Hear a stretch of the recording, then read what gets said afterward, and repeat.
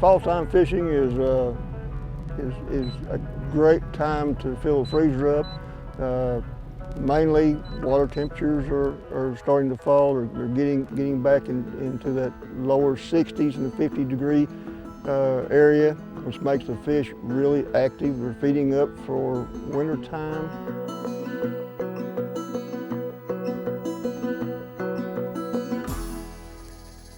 Just got bit and I missed him. What we're doing is we're targeting the active fish on these brush piles. Some of these are man-made brush piles, some of them are state brush piles, and we're targeting the active fish. We may have to fish 8 to 10 piles before we find a pile that has active fish on it. So what we're doing is we're throwing these baits across this brush pile. We're bouncing it across the limbs, therefore that causes a reaction strike. We're taking a 1/16 ounce jig and we're throwing it over a laydown or natural brush and pulling the jig, therefore back through the limbs, and what that does is it creates a reaction strike. The crappie sees that jig and he sees it bounce across that limb and he reacts by striking it.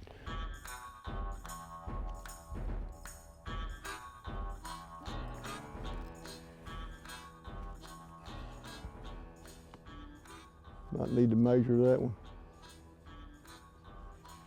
Again, we're fishing Tenkiller Lake, and this lake has a 15 fish limit, and these fish have to be 10 inches long in order to be a keeper. That in there's right at 11 inches.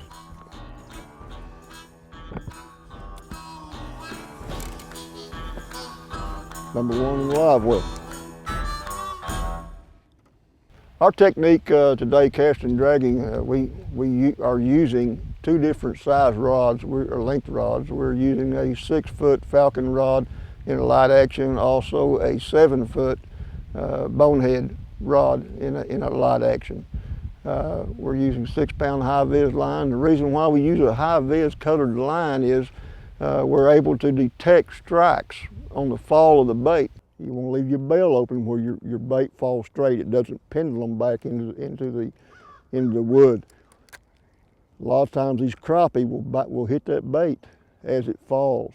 And by using the high-vis line, you're able to detect that bite and set the hook. You're able to jerk, set the hook, and catch the fish. If you have a clear line, that bite is a whole lot harder to detect. You lose a lot of fish, miss a lot of bites. The slightest bite, the weakest bite, you're able to detect that with your high-vis lines. As far as baits go, we're using a 1/16 ounce jig today. We're targeting water in 8 to 20 foot with the top of the wood in somewhere in the neighborhood of 12, 14 foot deep from the surface. We're also using slab bandits and salt and pepper color and black shad, and also the Bobby Garland baits that are in pearl and pumpkin and chartreuse. But what we're doing is, again, we're targeting the active fish. Fish aren't going to be active in every pile. That's just fishing. You have to keep moving to try to find that one pile that has the active fish on it. And if they're there, they're going to bite. It won't take but 1 or 2 casts and you'll get bit. So don't beg them to bite. Nice crappie.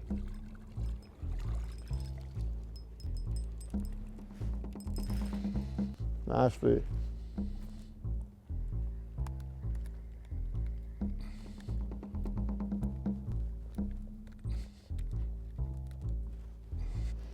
Fishing, you can catch fish year-round. I fish year-round. And the fall is nice, the water's cooling off, and the crappie are very sensitive to temperature. And the colder it gets, the better they're going to hit. Summertime, you can catch them. They're lethargic because the water's warm. But actually, if you know where to go and what to do, you can catch fish year-round. It's just, a matter of learning how to do it. There's one. Another keeper. Right now, the water's cooling off. That's the reason the fishing's picking up, and it'll steadily get better as the ambient temperature lowers and the water temperature lowers. They just get more active. But as far as fishing, you can fish year-round, I guarantee you. You just have to figure out what you have to do to catch them. Way to go, Mr. McGuire.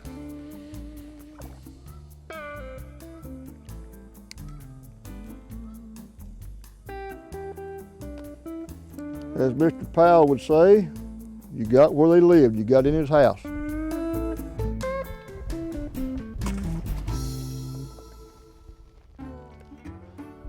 This is a fall pattern, early fall. It's the same as the spring when the water temperature gets in pretty much the same temperature in the mid 50s all the way up to mid 60s. The fish will, in this lake, really, they relate to wood.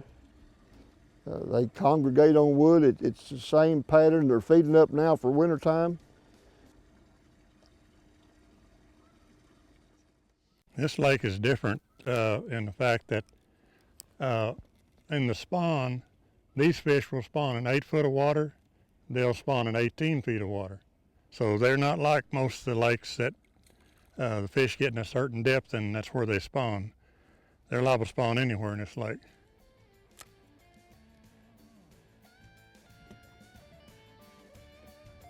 They're down there. Just vertical jigging. Vertical jigging, straight up through the wood. This is a short fish. This is probably a 2-year-old fish.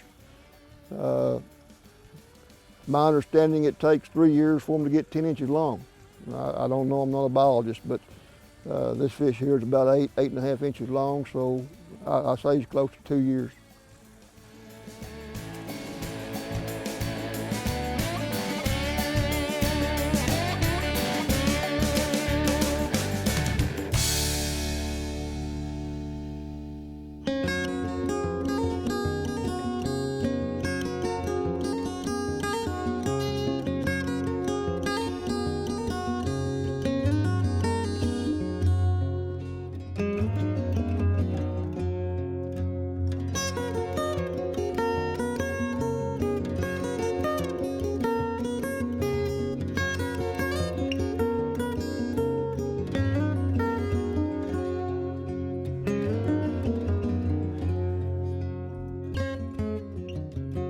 We're using the trolling motor to run across these brush piles. If you run across it with a big motor, if you have active fish in the top of the pile, normally they scatter. So we run across them with the trolling motor. It doesn't make near as much noise, and it doesn't scare the fish off. So that's what we're doing. We have a GPS. We have 3 units in this boat, and all 3 of them have GPS on it.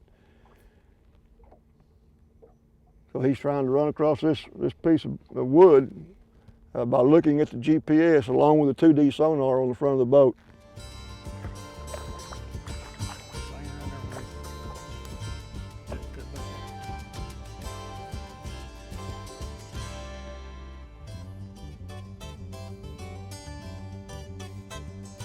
Nice 10-killer crappie. And we're going to mark the marker, so we always have a correct count. Yeah, boy, there's a nice crappie. That's a 10-killer crappie.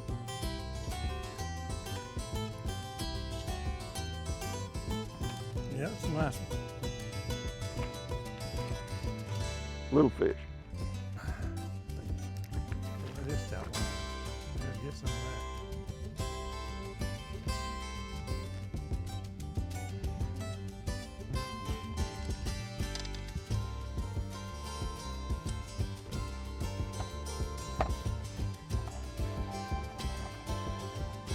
That fish is 10.5 inches long. So therefore, that is a keeper crappie in Lake Tenkiller.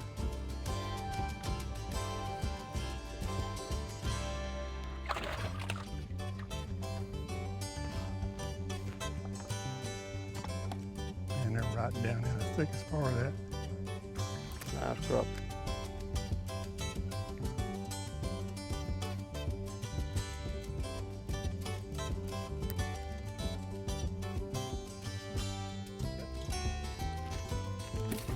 Yeah, boy.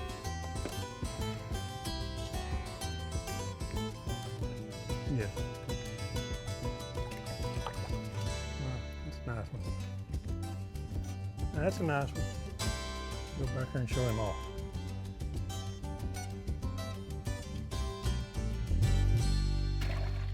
What we're doing today, we're fishing this product called the stick guard, and it's just a small piece of plastic about the size of a big pencil lead.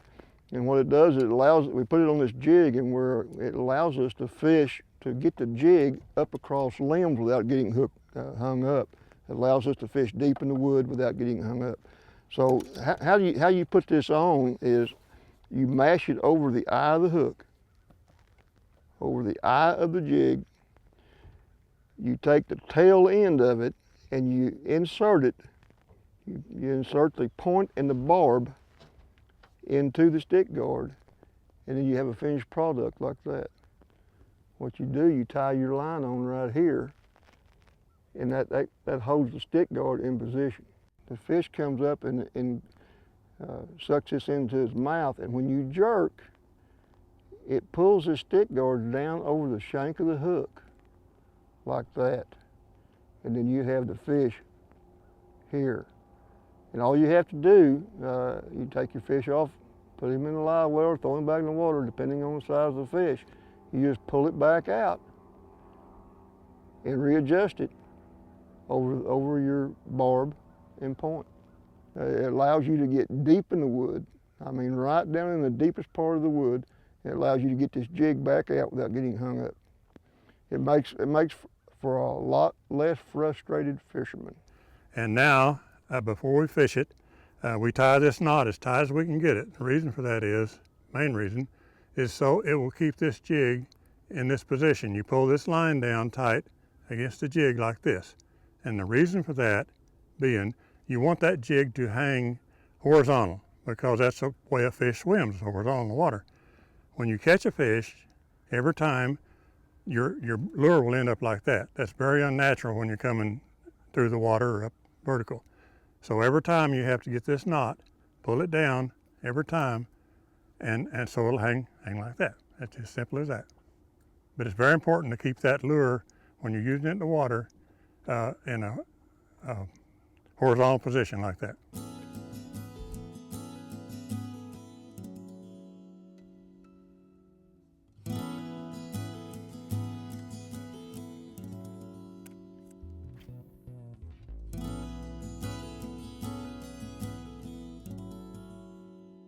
My fishing enjoyment is getting out here on the lake.